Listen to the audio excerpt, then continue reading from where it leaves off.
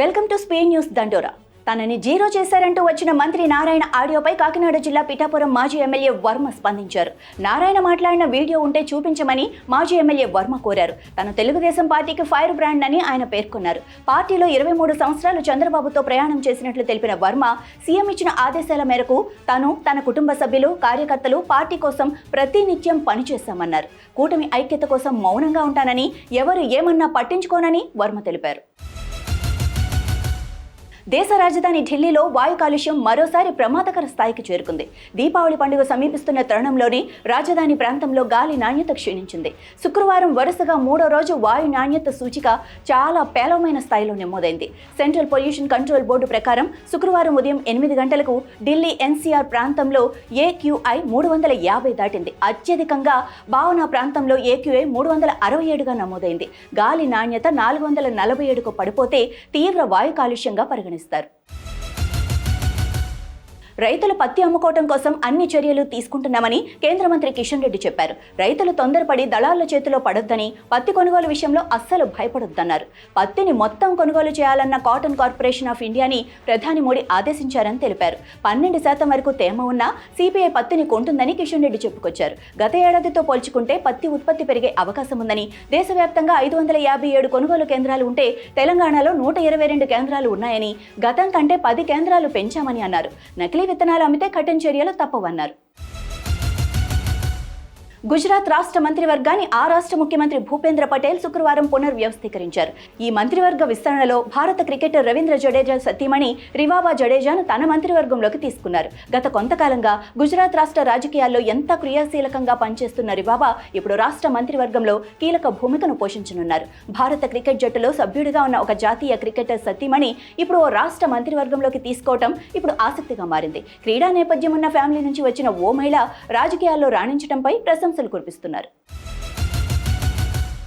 భవిష్యత్తును మార్చేది సంస్కరణలేనని ముఖ్యమంత్రి చంద్రబాబు అన్నారు. మారుతున్న కాలానికి అనుగుణంగా సంస్కరణలు తీసుకురావాల్సిన అవసరం ఉందని చెప్పారు. జీఎస్టీ సంస్కరణలపై రాష్ట్ర ప్రభుత్వం ప్రతిష్టాత్మకంగా నిర్వహించిన సూపర్ జీఎస్టీ, సూపర్ సేవింగ్స్ ప్రచారంలో భాగంగా విద్యార్థులకు నిర్వహించిన పోటీల్లోని విజేతలు శుక్రవారం ముఖ్యమంత్రిని రాష్ట్ర సచివాలయంలో కలిశారు. 13 ఉమ్మడి జిల్లాలకు చెందిన 17 మంది విద్యార్థులు విజేతలుగా నిలిచారు. ఈ సందర్భంగా విజేతలకు సీఎం చంద్రబాబు సర్టిఫికెట్లను అందించారు. ఈ సందర్భంగా ముఖ్యమంత్రి చిన్నారులతో కాసేపు ముచ్చటించారు. ప్రధాని మోడీ పర్యటనలో వైఎస్ఆర్సీపీ నేతలు కలవలేదన్న అసత్య ప్రచారం చేసిన ఎల్లో మీడియాకు వైఎస్ఆర్సీపీ ఎమ్మెల్యే విరూపాక్షి కౌంటర్ ఇచ్చారు. మేం ఫేక్ ఎమ్మెల్యేలం కాదని, ఎల్లో మీడియా ఫేక్ అంటూ విరూపాక్షి మండిపడ్డారు. మేం వినతి పత్రం ఇవ్వలేదని నిరూపిస్తే నేను ఎమ్మెల్యే పదవికి రాజీనామా చేస్తానని, నిరూపించకపోతే మీ టీవీలు మూసేస్తారా అంటూ విరూపాక్షి ఛాలెంజ్ విసిరారు. వాల్మీకులను ఎస్టీ జాబితాలో చేర్చాలని, మెడికల్ కాలేజీలు ప్రైవేటీకరణ కాకుండా ప్రభుత్వమే చేపట్టాలని ప్రజల సమస్యలపై పోరాటం చేస్తుంటే దాన్ని పచ్చ మీడియా తప్పుదోవ పట్టిస్తుందంటూ దుయ్యబట్టారు.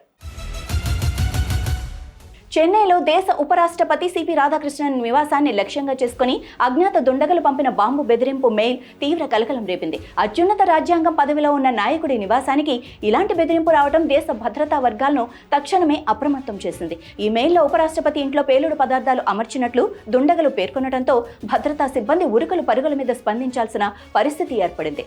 సమాచారం అందిన వెంటనే చెన్నై పోలీసులు ఎలాంటి ఆలస్యం చేయకుండా రంగంలోకి దిగారు.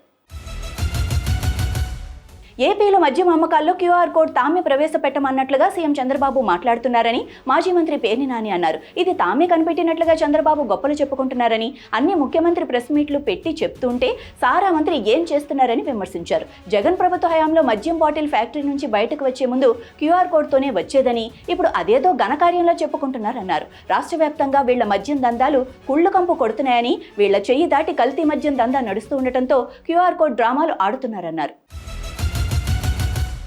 ఛత్తీస్గఢ్లోని బస్తర్ జిల్లా ప్రధాన కార్యాలయం జగదల్పూర్లో మావోయిస్టు సంస్థకు చెందిన కేంద్ర కమిటీ సభ్యుడు సహా 210 మంది నక్సలైట్లు, పోలీసులు, పారామిలిటరీ దళాల ముందు లొంగిపోయారని అధికారులు తెలిపారు. నక్సలైట్లు భద్రతా సిబ్బందికి 153 ఆయుధాలను అప్పగించారు. లొంగిపోయిన కార్యకర్తలలో నిషేధిత సంస్థకు చెందిన ఒక కేంద్ర కమిటీ సభ్యుడు, దండకారుణ్య స్పెషల్ జోనల్ కమిటీకి చెందిన 4 నక్సలైట్లు, డివిజన్ కమిటీకి చెందిన 21 మంది సభ్యులు మరియు 61 మంది ఏరియా కమిటీ సభ్యులు ఉన్నారని తెలియజేశారు.